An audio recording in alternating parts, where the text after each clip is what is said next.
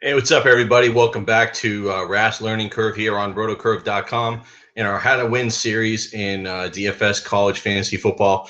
Tip number 13 is the importance of correlation in daily fantasy college football. Kind of get into it and talk about, in a way, it's different than the NFL, and I'm going to kind of tell you why, really, in one area, a couple different areas. We talked in earlier videos about the importance of the quarterback and looking for the hybrid quarterback in college football because they offer the most upside. They get the ball in their hands more than any other position. When you're throwing the ball 20, 25 times a game and you're running the ball 10, 15 times a game, etc., that's really key. And those are the kinds of quarterbacks that we want to look for.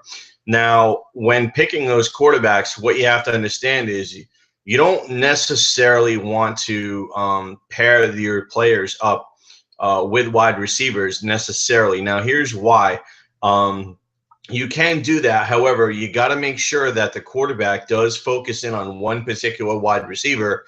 And if you're going to pay up, especially in a large field tournament, then you want to make sure that it's a situation where, like, it's Johnny Manziel and Mike Evans. That would be a perfect scenario.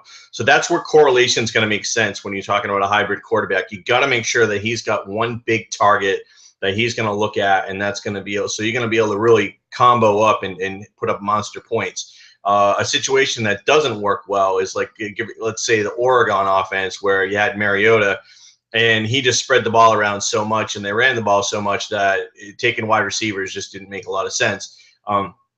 So that's something that, in the NFL, it's kind of clear cut. You don't really have a lot of running quarterbacks, and you don't have the blowouts like you do in college football. So just, kind of point is that if you're going with the hybrid quarterback and you're going to pair guys up and you're going to correlate those values, you got to make sure they're going to lock in on one big-time wide receiver, and you're going to want to do that for tournaments.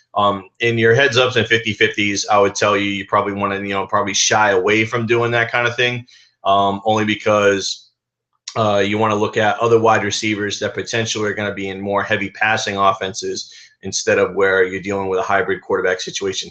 Let's talk about the flip side. And the flip side is, let's take, for example, Washington State throws the ball more than any other offense in college football, and they do not run. They throw the ball about 94% of the time. So you're getting 50, 60 attempts, sometimes 70 attempts. And so in that case, while they're spreading the ball around to three different wide receivers, the crazy thing about a team like Washington State is you could actually play the quarterback in a tournament and take all three wide receivers from Washington State. It's been, you can take two, you can even take up to three.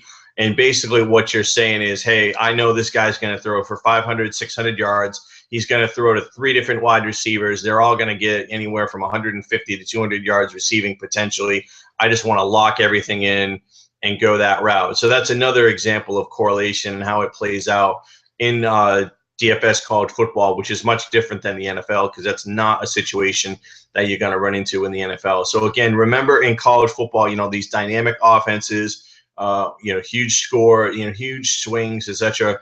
Those are two examples of how you want to use correlation with your quarterbacks and your wide receivers. Stay tuned for more Rath's Learning Curve videos, how to win DFS college football, as we see you next time. Thanks again.